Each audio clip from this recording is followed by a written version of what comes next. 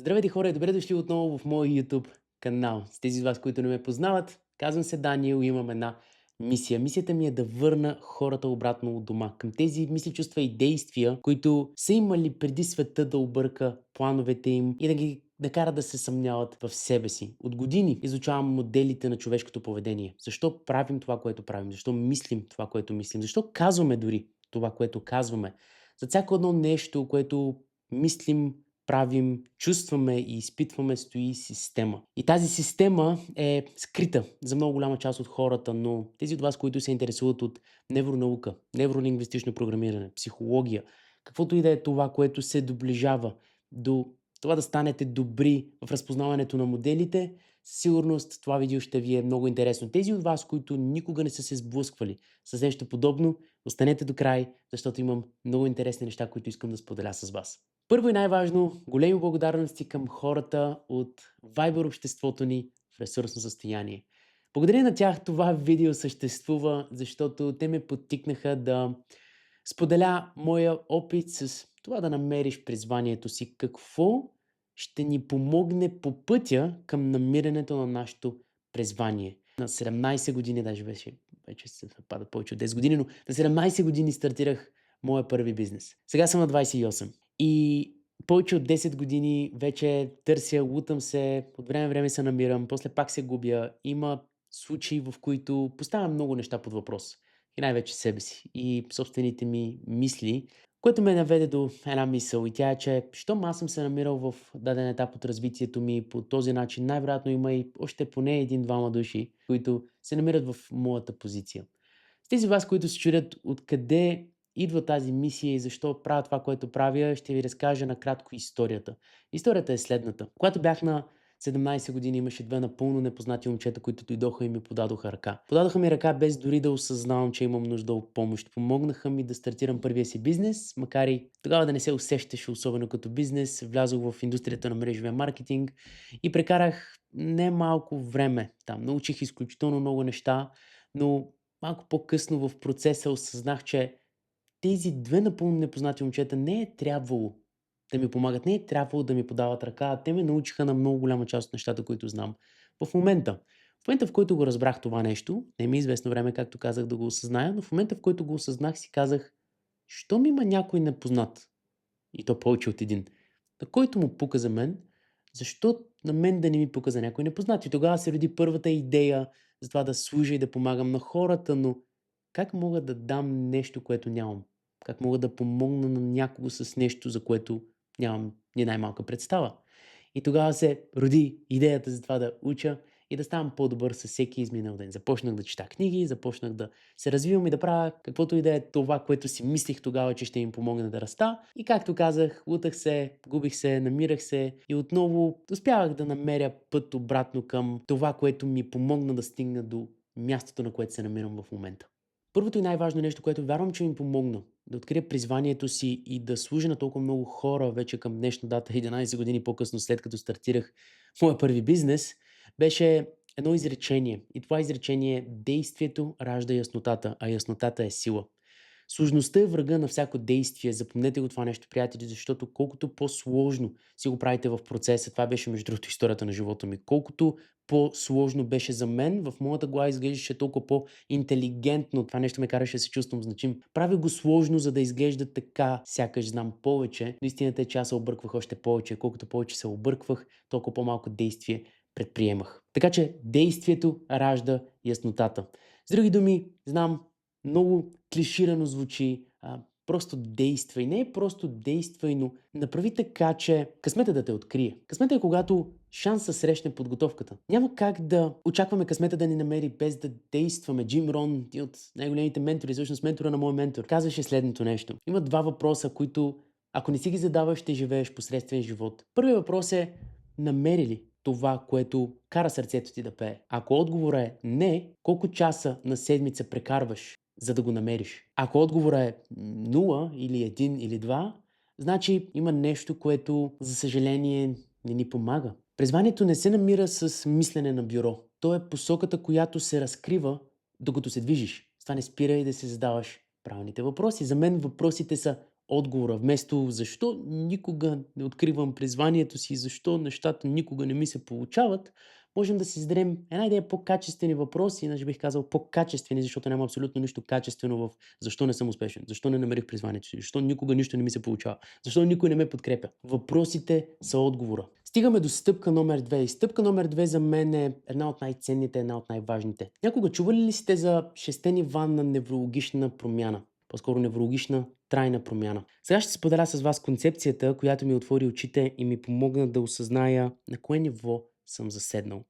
Най-ниското ниво, на което можем да сме заседнали, това е по пирамидата на Робърт Дюц, тя е среда, нивото на средата. Нивото на средата е нивото, в което постоянно се оправдаваме с хората около нас, с не е правилното време, не е точното място. Тук имаме нужда от изключително много контекст, за да успеем. Тоест перфектни условия, във възможно най-добрата форма. Трябва да сме се наспали, трябва да сме в настроение. Общо взето тук изключително много неща не зависят от нас. Средата е място, на което, за съжаление, доста хора са заседнали, но средата е най-ниското ниво. Второто ниво, на което можем да бъдем заседнали, е поведението. Поведението е това ниво, на което хората казват нещо от сорта на аз съм си такъв и за съжаление просто не мога да се променя. Дани, виж, имам лоши навици и от тези лоши навици не мога да се отърва и за съжаление това съм аз. Но това е лъжата, която се разказва, това е историята, която се разказват, която не само, че не им помага, а тотално ги ограничава. Третото ниво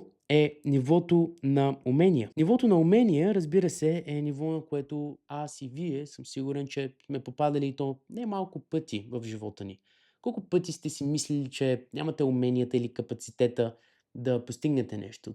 Това не е за мен, казват доста често хората, които са попаднали тук в това ниво. Това не е за мен, защото нямам това, което се изисква от мен. Тоест нямам уменията, нямам знанията, другите са по-умни, аз не съм чак толкова. Това е нивото, което отново ни ограбва от каквото и да е това, което искаме да постигнем, но знаете ли, че хората, които търсят призванието си постоянно, питайки се какво трябва да направя, как трябва да го направя, по какъв начин трябва да се случи, за да мога да открия най-накрая моето призвание и аз да живея живот като по приказките. Живот по приказките не се живее на едно от първите три нива. Ако сме на ниво среда, ние зависим от всичко и всички.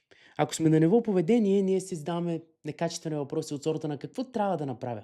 Ако сме на ниво умения, да, качваме се малко по-нагоре, колкото по-нагоре се качваме, толкова по-добре става. Но отново, това не е нивото, от което ще открием правилните въпроси, нито правилните отговори. Нивото, на което трябва да сме, ако искаме да разрешим казуса с намирането на нашето призвание, е ето тук, на четвъртото ниво, което е ценности и вярвания, или на най-високото, което е нашата идентичност. Идентичността ни подсказва, че не крайната цел е важна. Ако крайната цел беше важна, ще да се нарича смърт. Но не, пътят е наградата. Затова трябва да се питаме не какво трябва да направя, а в кой трябва да се превърна, за да привлека каквото и да е това, което искам. Повече финанси, по-добра кариера, да намеря призванието си. Повечето хора работят на трите нива долу. Сега, виждате, че тук има 5 нива и сигурно се питате, Дани, ти преди малко говориш за 6 нива. Къде е шестото ниво? Имаме среда, поведение, умения, ценности и идентичност. Ценностите са нашите вярвания, системата ни на вярвания, защото системата ни на вярвания е това, което малко или много движи поведението, но не обратното. Не е поведението това, което движи ценностите или това, което движи системата на вярване или това, което движи нашата идентичност. Има едно ниво нагоре и нашето нивото, на което искаме да стигнем най-нагоре е, разбира се, нивото на мисия. В един момент трябва да се зададем въпроса не в какъв човек трябва да се превърна, а за кого го правя или за какво. Не какво трябва да направя, а за какво го правя. Кое е това нещо, което е отвъд мен? Кое е това нещо, което ще ме изкара от тялото ми и ще ми помогне да видя отвъд това, което се изисква от мен дори. Ще направя повече от това, което се изисква от мен, ако моето защо е достатъчно голямо. В книгата на Виктор Франкъл, Човекът в търсене на смисъл, открих един от най-ценните цитати, които някога съм прочитал. И той е изключително елементарен, но едновременно изключително могъщ. Човек с достатъчно голямо защо може да премине през почти всяко как.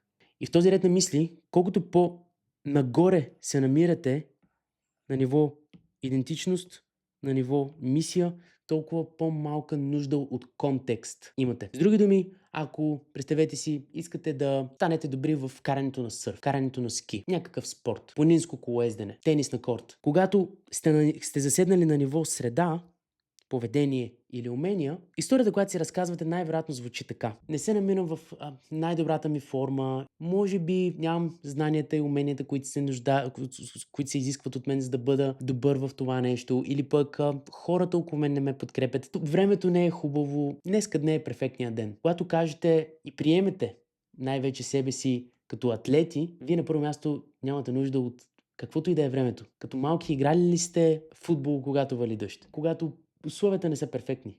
Същото е с един предприемач, между другото. Един предприемач, който е в неговата идентичност да решава проблеми, няма значение колко трудно е. Няма значение колко препятствия има пред него. Това, което има значение е за кого го прави. Да си припомня постоянно неговото защо, защото неговото защо е това, което го е направил предприемач. Ако е заседнал на някои от ниските нива, историята ще звучи по тотално различен начин. Днес е хубаво времето, искам да отида на плаж. Или е лошо времето, не мога да свърша работата. Но е в идентичността на един истински предприемач това, което го отличава от всички останали. Колкото по-надолу сте, от толкова повече контекст се нуждаете. Колкото по-нагоре сте, от толкова по-малко контекст се нуждаете да бъдете успешни. Ако в моята глава е да съм атлет и е зима, аз ще карам ски. Или съм приключенец, не е задължително да съм атлет, разбира се, но съм приключенец, аз ще карам ски през зимата. През лятото няма да се оплаквам, че е топло и не мога да си обуя ските. Ще отида ще карам сърф. Или ще направя нещо, което е част от моята идентичност на приключенец. И на колкото по-високо ниво направите промяна, ето тук отгоре,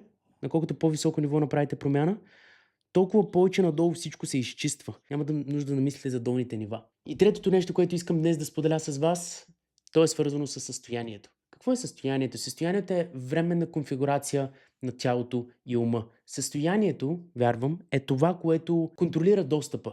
Достъпа до какви мисли да се появяват, кои спомени да изникват, коя цел да изглежда възможна или невъзможна.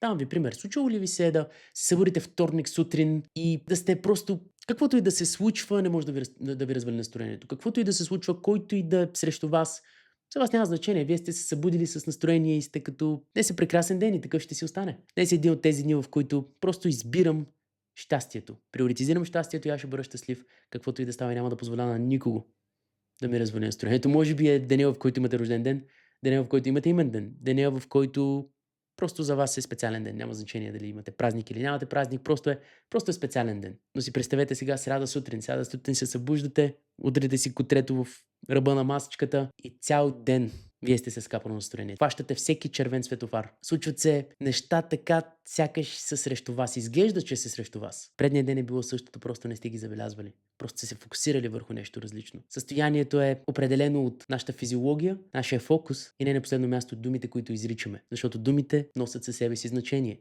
Значението е равно на емоция, а емоцията е равна на живот. Ние не преживяваме живота. Преживяваме живота, върху който се фокусираме. Така какво се е променило между вторник и сряда? Вашето IQ? Вашите знания, вашия опит? Не. Това, което се е променило е вашето състояние. Това, което се е променило е начина, по който виждате света спрямо интерпретацията си за това, което трябва или не трябва да се случи. Ако кажа, че е най-важно, ще омаловажа всичко, което казах до момента, но състоянието е това, което определя дали стратегията ни ще проработи или не. Създадох документ, в който помагам на хората да открият кое е това, което им липсва в бизнеса и в живота и разкрива техните човешки нужди по начин, по който никой друг не го е правил до момента. Вярвам, че всеки има 6 нужди. Сигурност, разнообразие, значимост, любов, растеж и принос. Спрямо тези 6 човешки нужди ще можете да разберете кое е това, което искате да покриете, дори и да остава незабелязано за вас. Кликнете на линка отдолу в описанието на това видео, за да направите анкетата напълно безплатно и да определите кое е това, което трябва да се промени. Не забравяйте да се абонирате за канала, защото ще има много полезни видеа от тук нататък за напред и нямам търпение да се видим в следващото видео. До скоро!